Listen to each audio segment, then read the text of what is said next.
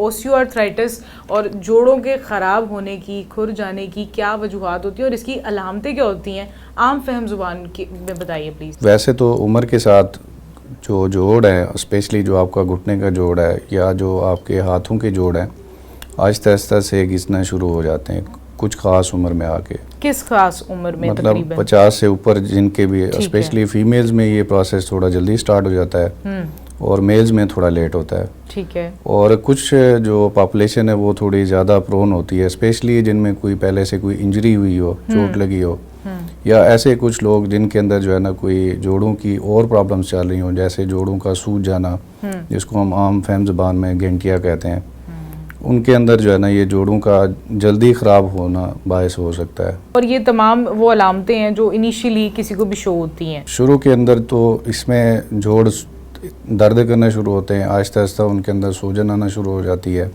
اور کچھ لوگوں میں یہ آوازیں دینا بھی شروع کر دیتے ہیں. اچھا، جو گھٹنوں میں آوازیں آتی ہیں وہ اس کی وجہ سے ہی ہوتی ہیں؟ جی بالکل، اس کی وجہ سے بیسیکلی اس کے اندر جو آپ کے جوڑ کی جو نرم ہڈی ہوتی ہے وہ کمزور ہونا شروع ہو جاتی ہے، اس کے اندر زخم آنا شروع ہو جاتا ہے.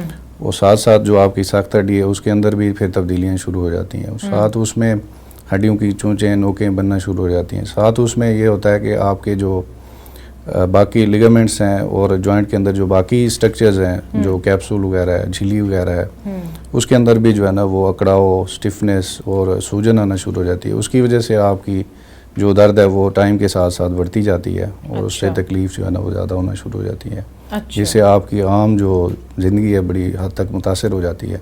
بالکل، اٹھنا بیٹھنا، چلنا پھرنا، سیڑھیاں چڑھنا اور کپڑے وغیرہ چینج کرنا، یہ سب چیزیں جو ہے نا بہت حد تک متاثر ہو جاتی ہیں. مطلب آپ کی ڈیلی لائف روٹین افیکٹ ہونا شروع ہو جاتی ہے جب آپ کے جسم میں ڈیفینیٹلی مختلف جوڑوں میں اس طرح سے مختلف طرح سے درد آ رہی ہوتی ہے. اچھا ڈاکٹر صاحب، ایک آپ نے بات بولی ہے کہ کچھ نرم ہڈیاں ہیں، کچھ سخت ہڈیاں ہیں، تو اس کو کس طرح سے آپ ڈیفائن کریں گے؟ کس طرح سے لوگوں کو پتہ چل سکتا ہے کہ کون سی ہڈیاں سخت ہیں یا نرم ہیں اور کیا ان کا فرق ہے؟ جہاں پہ جوڑ بنتے ہیں وہاں پہ آپ کی جو ایکچوئل جو بونز ہوتی ہیں ان کے اوپر ایک طرح کی نرم ہڈی ہوتی ہے.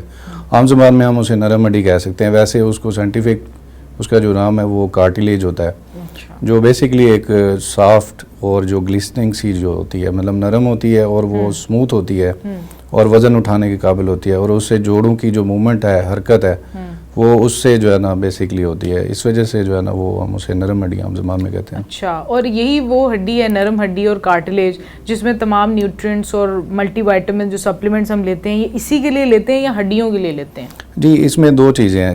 جن میں تو جوڑ خراب ہوتے ہیں جس کو ہم آسٹیو آرتھرائٹس کہتے ہیں، یا جو جوڑ ہیں گھس جاتے ہیں، ان کے اندر تو جو سپلیمنٹس ہوتے ہیں یہ تھوڑے ڈیفرنٹ ہوتے ہیں. اچھا، یہ جسٹ اس سخت بون کے لیے نہیں ہوتے، یہ اس کے لیے ہوتے ہیں کہ جو آپ کی اس کارٹیلیج کے لیے اسپیسیفکلی ہوتے ہیں، اس کو تاکہ طاقت ملے اور اس سے جو ہے نا جو ان کی نیوٹریشن ہے وہ بحال ہو جائے اور جوڑ کے اندر جو لوبریکیشن ہے وہ بحال ہو جائے اور اس کے اندر جو فرکشن ڈیولپ ہو رہی ہے، جو آپ کی گھسنے کا جو پروسیس ہے بڑا سپیڈی طریقے سے چل رہا ہوتا ہے، وہ سلو ڈاؤن ہو.